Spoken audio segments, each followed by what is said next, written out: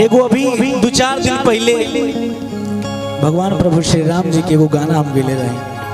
अभी बहुत ट्रेंड करता इंस्टा रील तो बहुत सारा ऊपर रील बनता और बहुत सारा गाना के आप सबके माध्यम यूट्यूब वाले भैया लोग के माध्यम से आशीर्वाद प्यार मिलेला।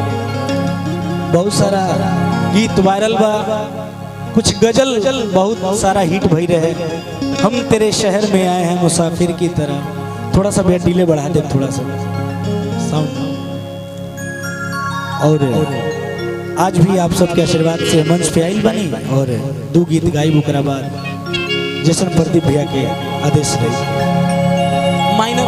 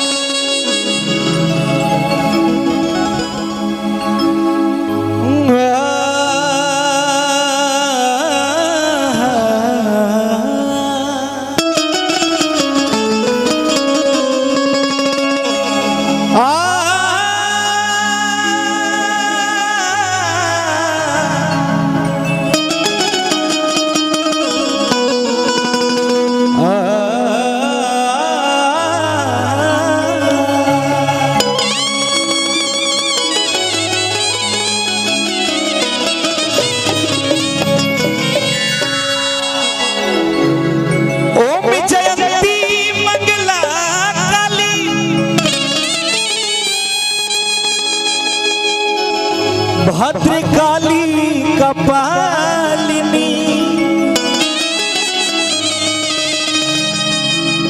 दुर्गे क्षमा शिवा धात्री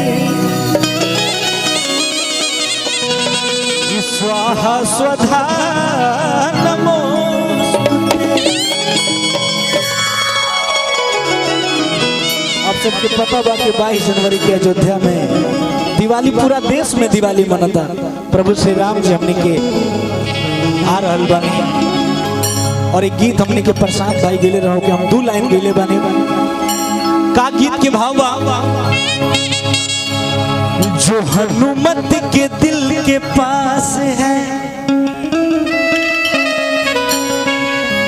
भाई भरत के खास है। जो हनुमत के दिल के पास भाई भरत के खास एक पल में भक्तों का हर लेते हैं कष्ट सारा। प्रेम से बोलिए जय श्री राम। वो मेरे राम है, वो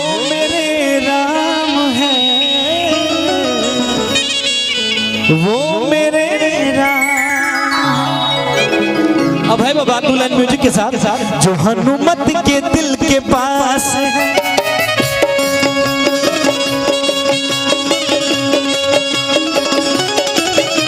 जो हनुमत के दिल के पास है भाई भरत के खास है।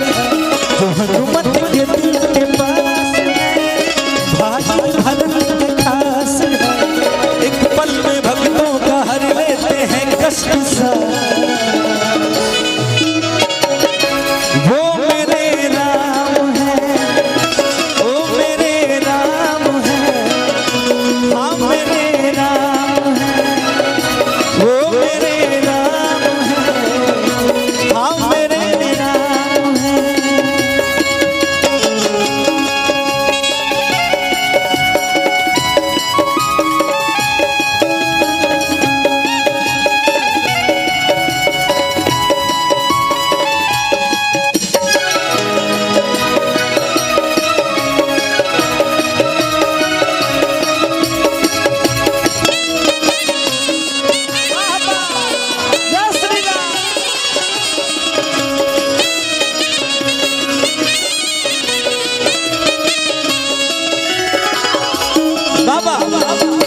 उसमें 2 लाइन कि गुरु विश्वामित्र संग जाकर ताड़िका मार दिए,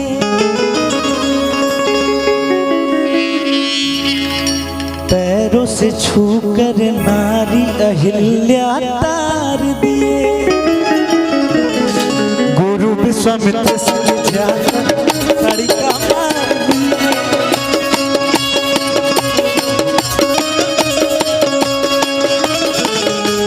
पैरों से छूकर नारी अहिल्या तार दिए।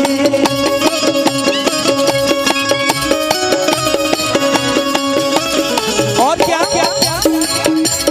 जिसने धनुष को तोड़ा है, सीता से नाता जोड़ा है,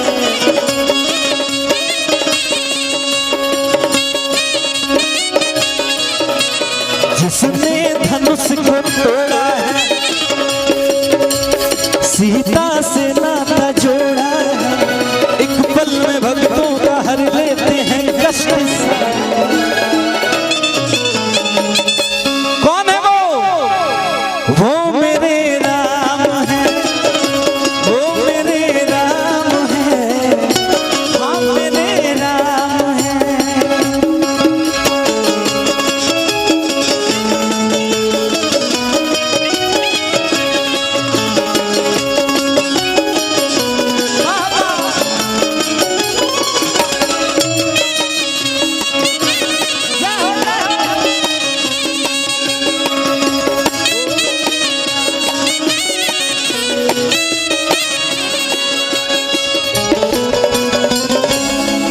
एक बार प्रेम से बोलिए प्रभु श्री रामचंद्र की।